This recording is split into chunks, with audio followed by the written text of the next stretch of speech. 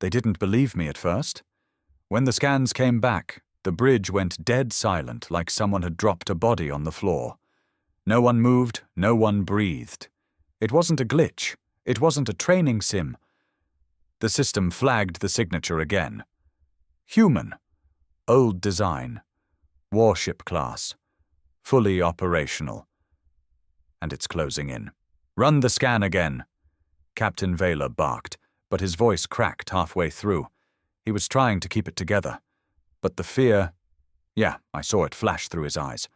The kind of fear you don't fake. The kind that gets into your bones. I leaned forward from the comms station, fingers tight on the console. It's not a mistake, sir. Ship class, Dreadnought, hull code registered in the Earth War Registry. 312 years old. Ident HS Revenge Protocol. They used to tell stories about that name when I was a kid. Ghost ship tales, last of its kind. Supposedly lost during the siege of Mars, back when humanity was still clawing its way out of Earth's grave. No one ever found wreckage. Just vanished. But now it was back, and headed straight for us. Time to contact? Vaylor asked, voice low. I glanced down. 4 hours, 17 minutes. No communications, no signal. Just burn, straight and fast. Intent looks hostile. He looked around the bridge, every officer stiff, pale, waiting for someone else to make the first move. The truth was, none of us knew what that ship could do. We'd spent the last 100 years dismantling human tech, rewriting the records, sanitizing their history.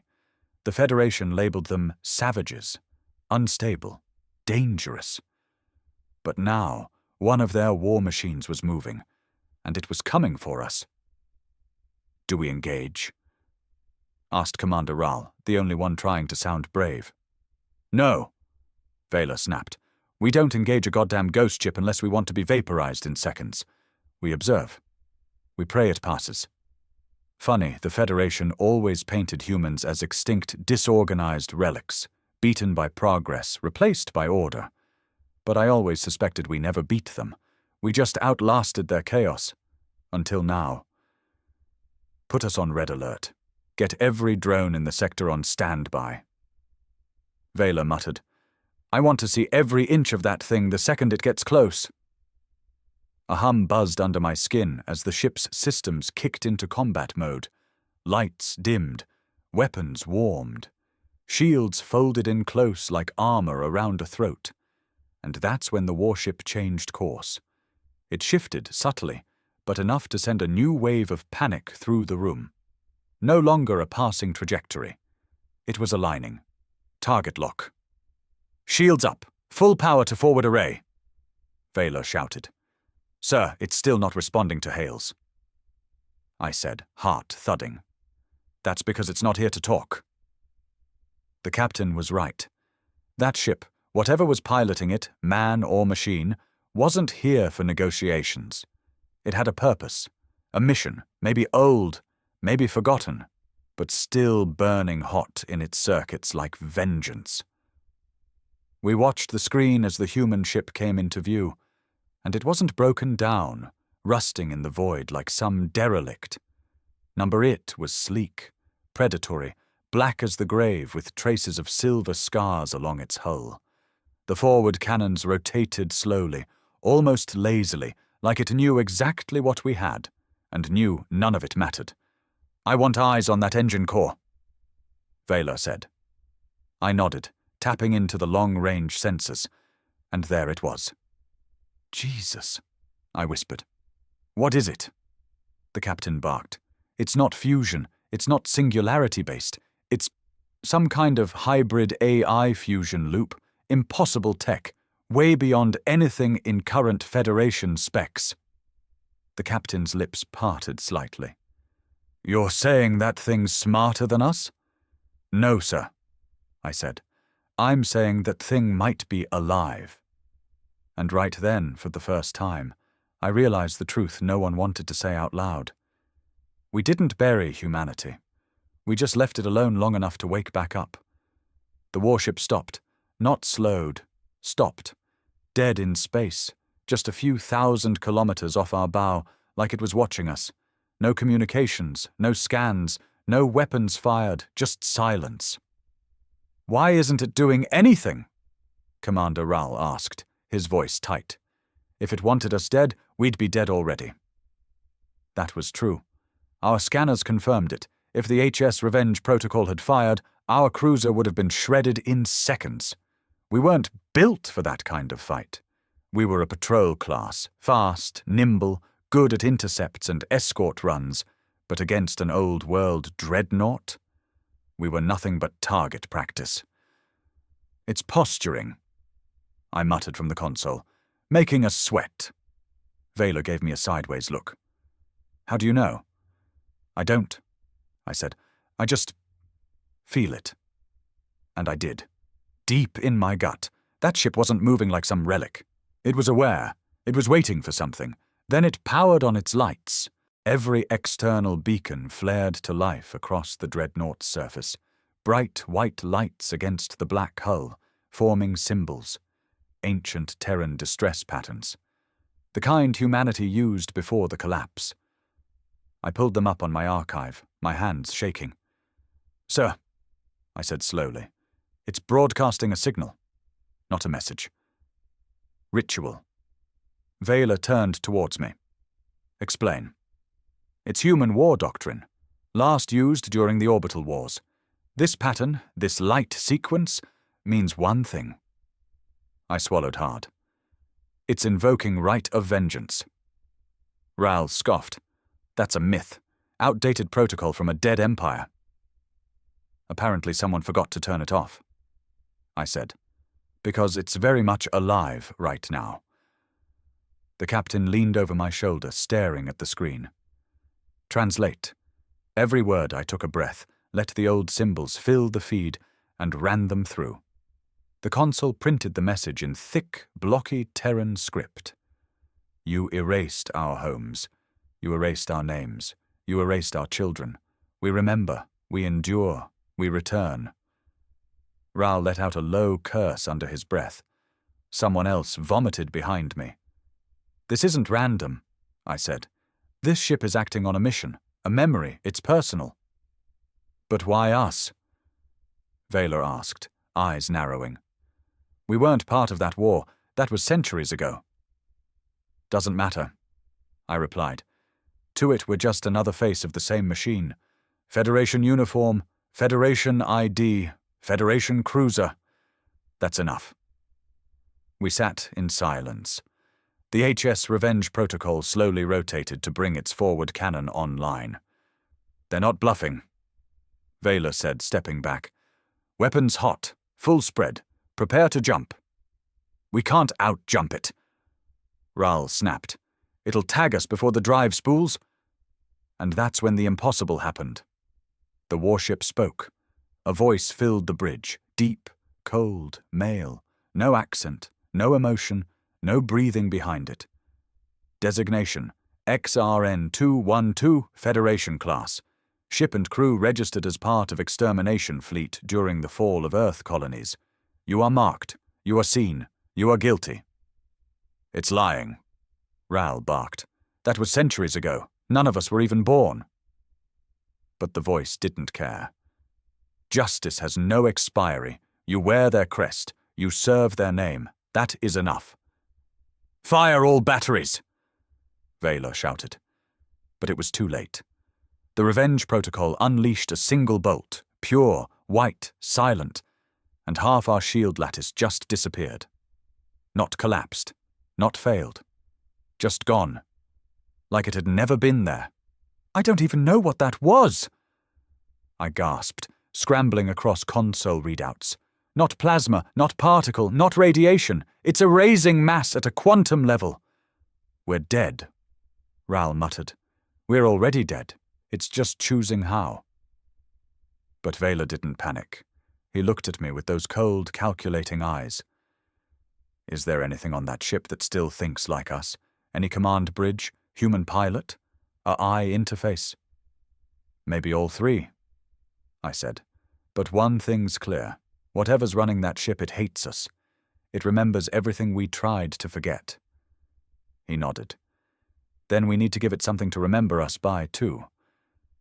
He turned to the comms officer.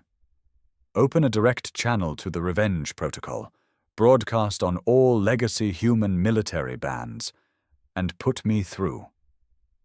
You're going to talk to it? Rahl hissed.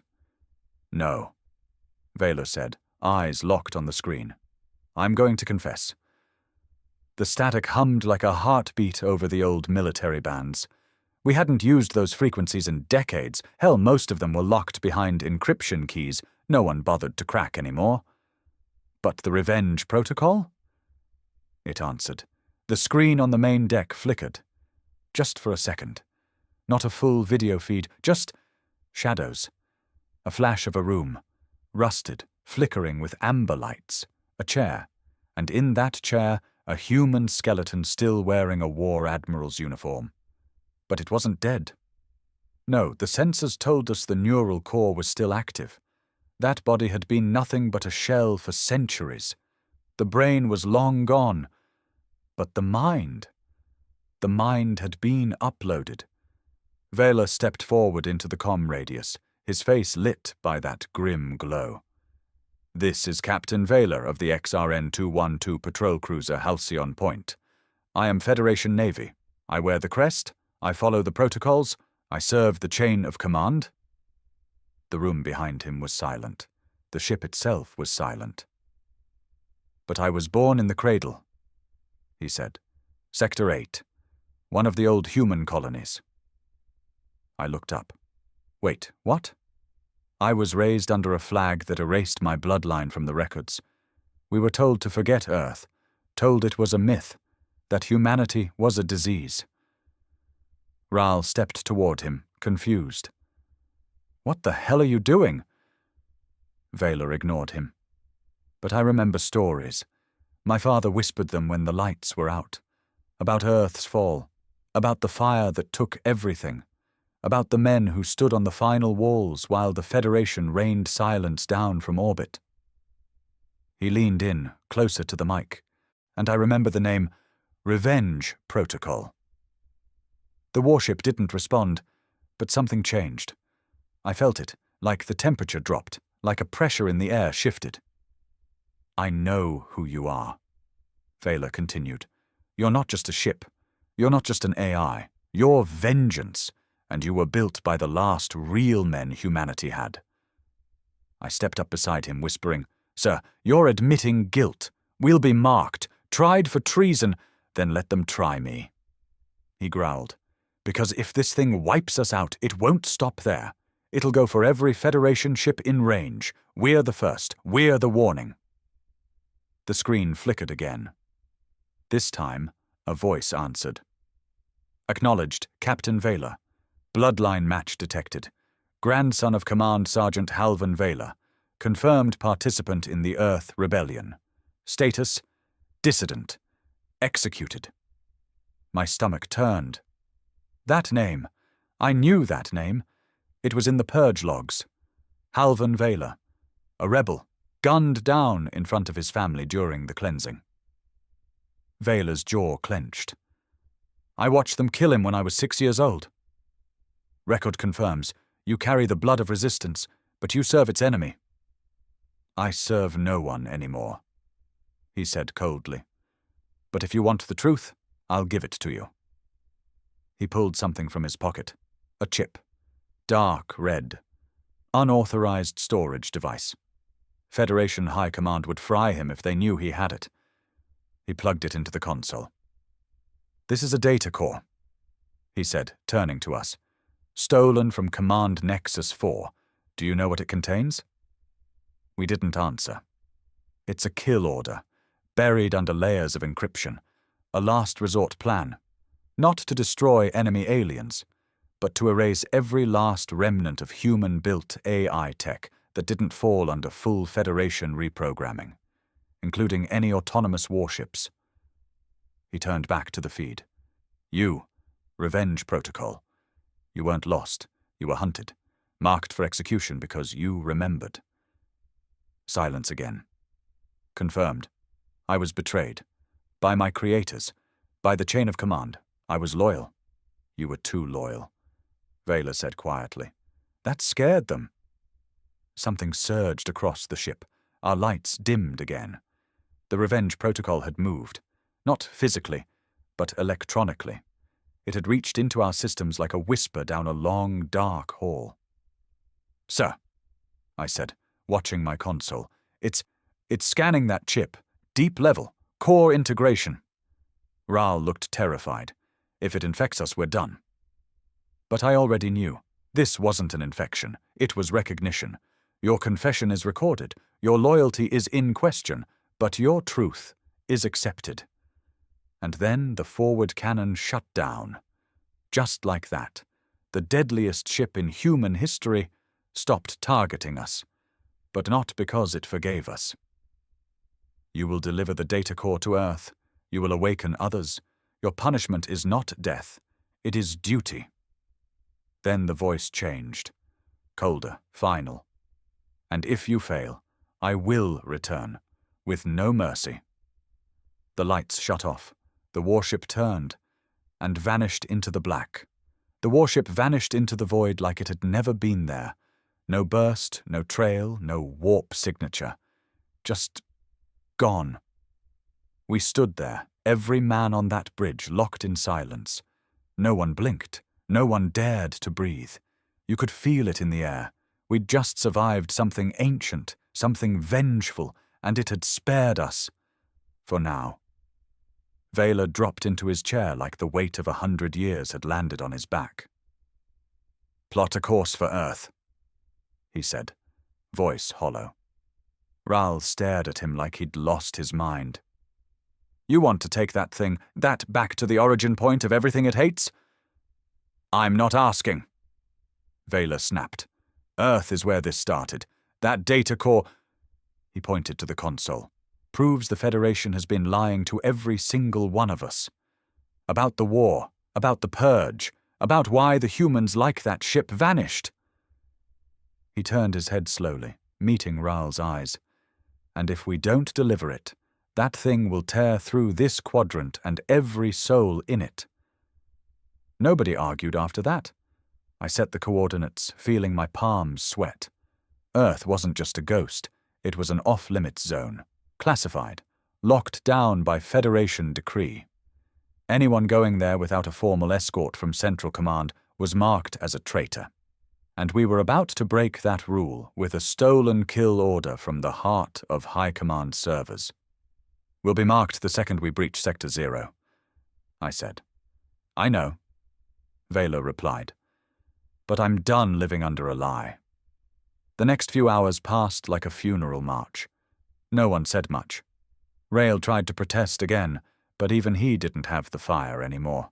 Whatever courage he had melted away the second that warship looked at him. We reached the edge of Sector 0 just past the 6th cycle. And that's when they found us. 3 Federation Interceptor-class ships. Fast, armored, command-issued. And they were waiting.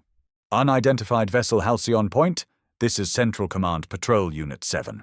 You are entering a restricted zone. Cut your drive and prepare for immediate boarding. They already know, I muttered. They tagged us before we even left. Vela stepped forward. Open communications. I want to talk to their captain. The comms officer hesitated. Sir, they've initiated target locks. I said, open them. The screen lit up, and the man who appeared on it made every fiber of me want to disappear. Marshal Aaron Draven, High Command Enforcer. He wasn't a politician, he was a cleaner. Wherever he went, things were erased, quietly, brutally, completely. The moment I saw him, I knew this wasn't a negotiation. Captain Vela, Draven said in a calm, surgical tone. You've acquired a highly illegal data package. You've violated 7 active wartime accords. And worst of all, you made contact. You mean the warship. I mean what's left of human defiance. Draven snapped. You should have reported and self-terminated.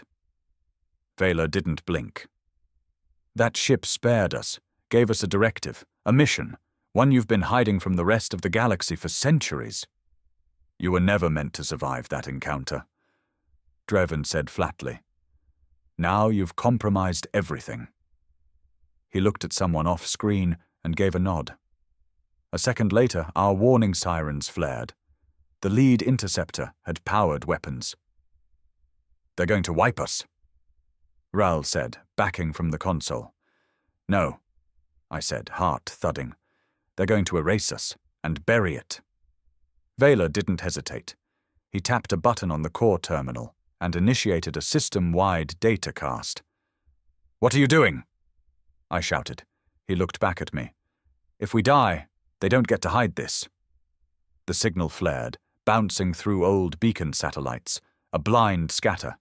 The data core's contents, the kill order, the purge files, the original war records, shot out like a virus across the abandoned Terran network.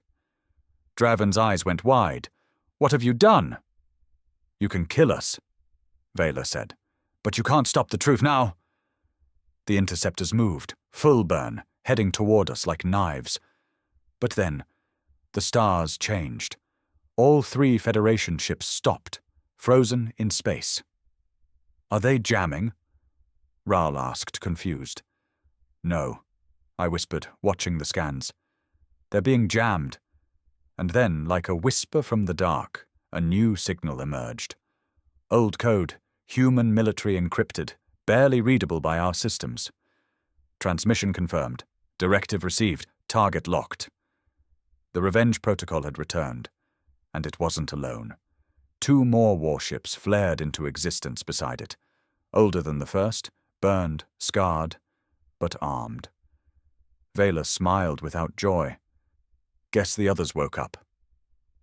They came out of the black like sharks circling blood. 3 ships, human warships, ancient, brutal, and unmistakably alive. They didn't broadcast warnings, no diplomacy, no bluffing. They simply appeared, and the Federation interceptors froze like prey. On our screens, telemetry flared in red. Readings we couldn't even interpret. Power levels off the charts. Shield types we'd never seen. No trace of identifiable warp signatures. These weren't machines. They were predators. Old ones. And they had smelled the lie. Are we in their path? I asked, my voice dry. No, Vaylor said, eyes fixed on the screen. They're not here for us anymore. On the main display, the Revenge Protocol aligned its primary cannon, straight at Marshal Draven's ship. A burst of static cut across all frequencies, and Draven's face reappeared. This time, no smug composure, just cold rage behind strained control. You don't understand what you've done, Vaylor. You think these things are your legacy? You think they care about truth? Vaylor didn't respond. Draven leaned in. They're weapons. That's all they ever were. Rage encased in steel. You didn't wake up heroes, you woke up monsters. And then, like a switch flipped, he vanished from the feed. Sir, the comms officer said, they're charging main drives. They're making a break for it. Too late. The Revenge Protocol fired. No flash, no sound, just a lance of white light. And Draven's ship disintegrated. Not exploded, disintegrated. Like time unraveled around it and took everything with it. The other 2 interceptors panicked, veered off in opposite directions, trying to run, trying to hide. One made it 3 seconds. The second, maybe 6. And then there was nothing left but silence, again. No one spoke. We were watching the end of an empire's illusion. The Federation wasn't in control anymore. The ghosts had returned. The warships didn't come for us. They just hovered, watching, listening.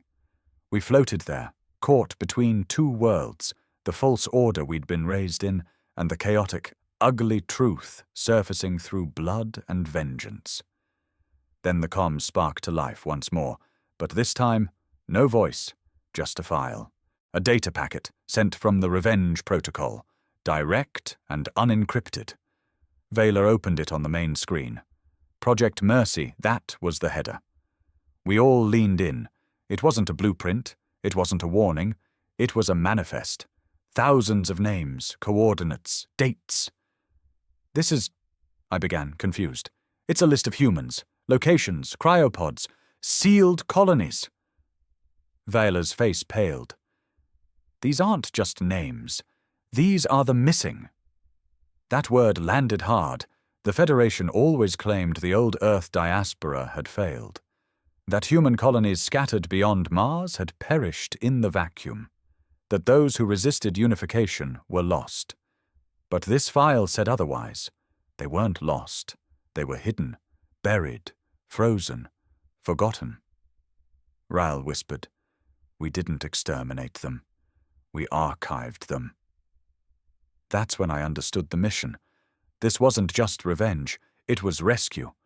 The warships weren't hunting because they hated us. They were hunting because they remembered every single life we buried to keep the lie alive. The screen blinked again. Another file. One word. Coordinates. A deep space zone, long outside any mapped trade lane. No traffic, no patrols, and buried in the corner, a Federation blackout seal. Looks like our next stop, I muttered. Vayla nodded. Plot it. He turned to the crew, what was left of them, all of us shaken, changed, some barely holding it together. "This is your choice," he said, voice steady now. "You follow me past this point, you're no longer Federation. You're deserters, traitors, maybe worse." Nobody moved. Then one by one, each of us stood, said nothing, and stayed at our posts. Ral was the last to speak. He looked at the screen, at the warships, at the black void beyond them. And he said, "Then let's finish what they started." We crossed into dead space 12 hours later. No beacons, no patrols, no comm traffic, nothing. Just cold silence and a stretch of stars untouched since the collapse. This was the kind of place they don't teach you about in Federation training. The kind of place that exists only in warnings, rumors, and classified archives with redacted pages. But the coordinates from the Revenge Protocol were real, and they brought us to a graveyard. Hundreds of ships, broken, rusted, sealed, shut. Most of them were of Terran origin, old-world design, pre-Federation. Some were cargo freighters, others cryo vessels. A few looked like military convoys that had been ambushed and sealed off. All of them drifting in silence, all of them powered down, no lights, no signs of life, and yet the scans were off the charts. "Sir," I said quietly, "I've got activity. Low pulse power signatures, multiple, faint, buried deep." Vayla stepped closer, his eyes dark with something between awe and dread. "They're still alive," he said. "Cryo units, thousands, maybe more. The Federation didn't kill them. It locked them in metal coffins and left them floating here, far from any lanes, with their beacons jammed and their names scrubbed. Erased from history. People who refused to kneel.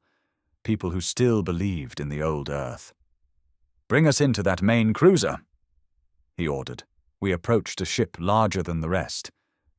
"ES Fortitude," it said across the side, barely visible beneath centuries of dust and corrosion.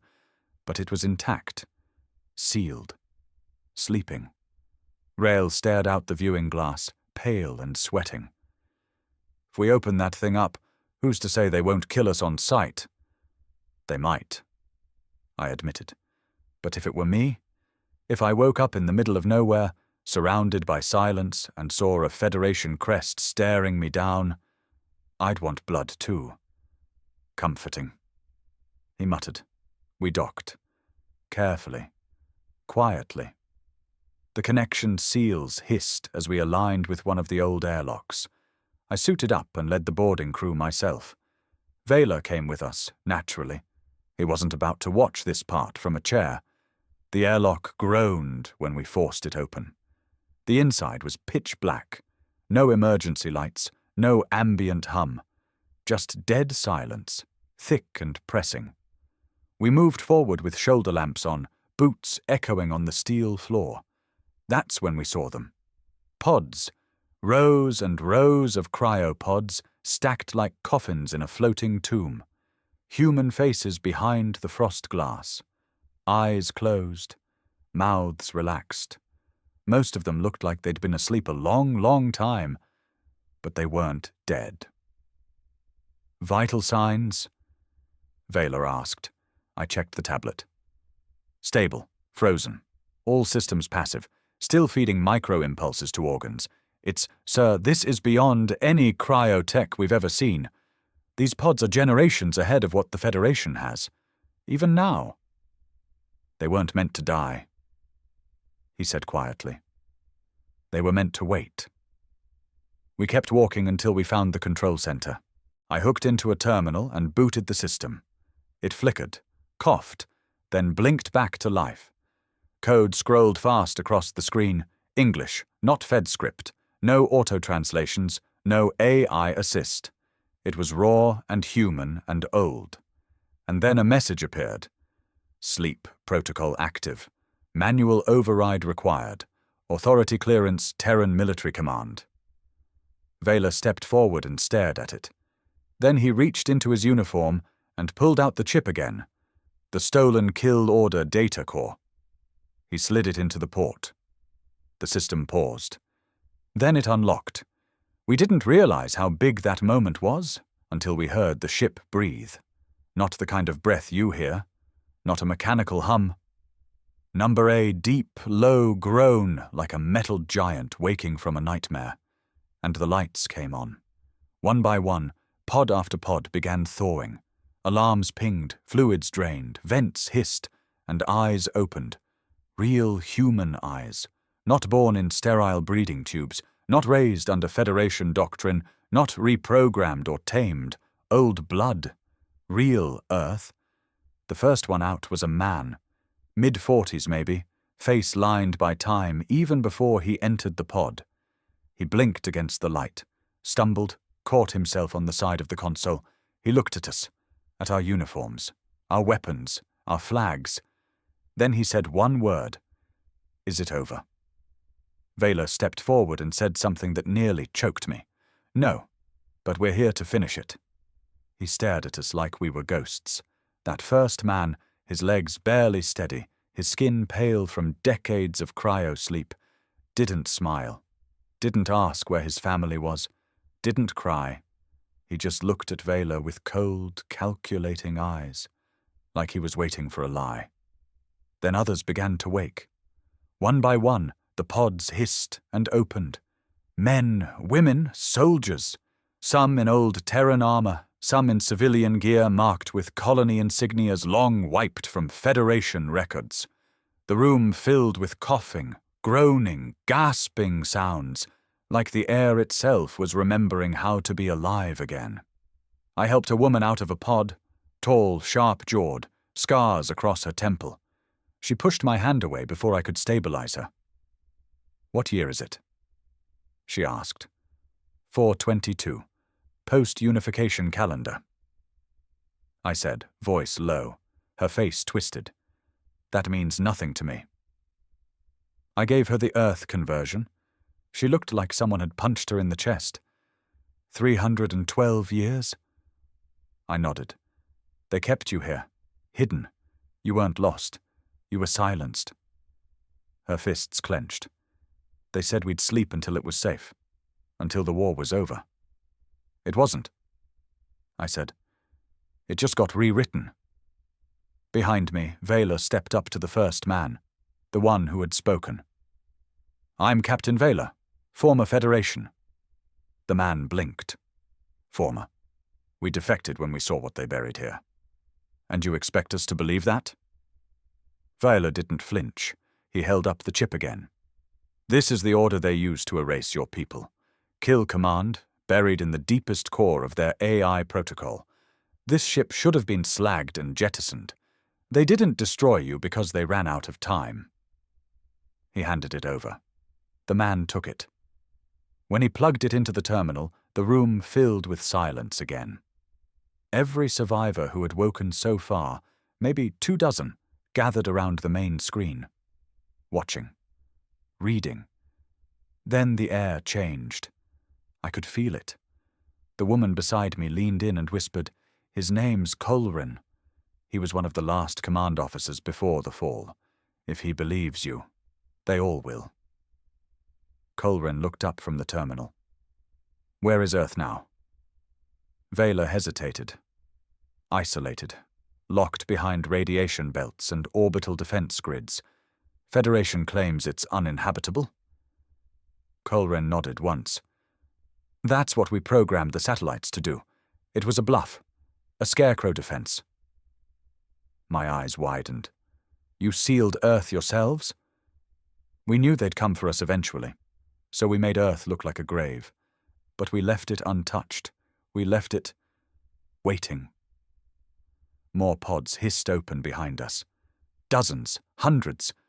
The hall filled with motion, men dragging themselves to their feet, helping each other stand.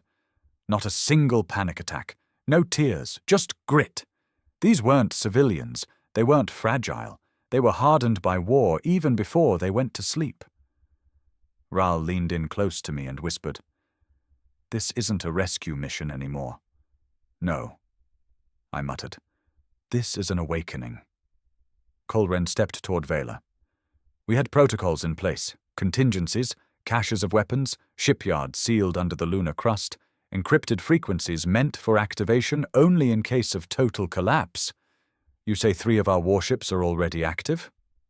"Yes," Vela said. "They're autonomous, still running on original directives." "And they didn't kill you?" "They judged us, but they let us live. I think they're watching, waiting to see what we do next." Colrin narrowed his eyes. "Then let's give them something worth watching." The following days moved fast. We assisted in thawing nearly 4,000 people.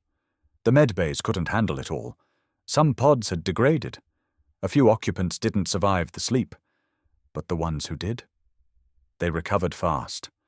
Faster than any Federation human I'd ever seen. Military minds, tactical thinkers, engineers who began refitting their own tech without needing guidance. They didn't ask permission. They just acted. Vela handed over our ship's specs. Let them scan it. Study our systems. They laughed at it. Not out of mockery, but because of how outdated it was compared to the things they'd designed 3 centuries ago. Federation had spent generations evolving, but in truth, it had been regressing, simplifying, dulling down human innovation in favor of controlled templates.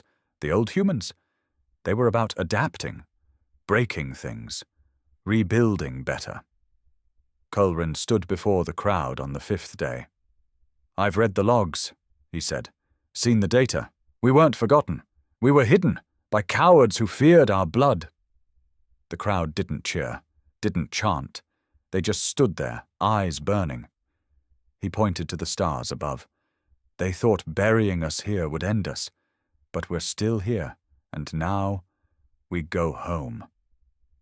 The Earthborn rose without ceremony. No parades, no battle cries, just quiet efficiency. A storm building beneath silence. By the 7th day we'd lost control of our own ship, not because they took it by force, but because we gave it up, willingly. Vela handed the command codes to Colrin without hesitation, and nobody objected. The moment the cryo holds opened, leadership changed. We were just messengers, witnesses. They didn't talk about revenge, not openly. That would have made it feel emotional, personal. But it wasn't. It was surgical. They rearmed their vessels with scavenged and forgotten tech that made our systems look like antiques. One of their engineers rebuilt our main drive in under 3 hours, doubling its range. A field medic from the cryopods recalibrated our entire medbay and cured 3 chronic crew conditions the Federation labeled unfixable. And their AI experts? They didn't trust revenge protocol. They understood it. It was their creation, after all. The final push was decided in whispers behind locked doors, but the gist filtered through. A return to Earth, not for conquest, not to reclaim some lost homeland, to expose everything, to shatter the veil the Federation had thrown over the truth. They wanted the world to see what had been done, what had been buried. But Earth wasn't unguarded. The Federation had turned it into a monument to silence, a shell, a symbol. Every orbiting satellite, every cannon turret and relay station had one function: kill anything inbound. We knew the protocols. They were meant to disintegrate all unauthorized vessels within 100,000 kilometers. Ships like ours wouldn't last seconds. That's why they didn't send ours. They sent theirs. The 3 warships came in from behind the moon. Silent, dark, aggressive. The Revenge Protocol, Iron Air, and Vigil of Ash. All names lost to history, now returned like ghosts crawling out of an unmarked grave. The Federation's orbital AI defenses recognized them immediately, as hostile, and fired. But they didn't fall. The dreadnoughts moved like memories, painful, burning ones. Each cannon blast was absorbed, redirected, or dodged outright. One turret detonated from internal feedback before it could even lock on. We watched the feed live. The warships weren't just attacking, they were broadcasting. Every strike they took, every missile they launched, was recorded and sent, unfiltered, across the galactic network. Public streams, open bands, even civilian sectors started receiving footage.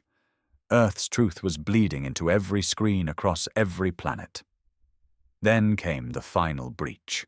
A direct impact on Earth's old command complex, Site Helios, underground beneath the old Andes range, supposedly sealed after the collapse. The Federation claimed it had been sterilized. It hadn't. The Iron Air dropped a kinetic rod. No warhead, no radiation. Just pure force. And it opened the ground like a cracked tooth. Inside were archives, uncorrupted, footage, audio, names, orders, proof. The genocide wasn't chaos, it was policy. Federation High Command had authorized the cryo-locking, the erasure, the orbital bombardments, not in fear, but in jealousy. Old humanity had refused to surrender its freedom. It built ships, colonies, and defenses too powerful to control. So the Federation turned survival into sin, resistance into rebellion, history into fiction. And now, fiction was dead. The aftermath was slow, quiet. Federation leadership didn't collapse overnight, but the fractures spread fast. Whole sectors declared neutrality. Fleet units refused orders. Civilian riots broke out in 3 core worlds after the streams went public. But none of that mattered, because Earth was awake.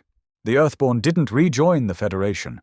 They didn't negotiate. They didn't declare war. They simply reclaimed orbit.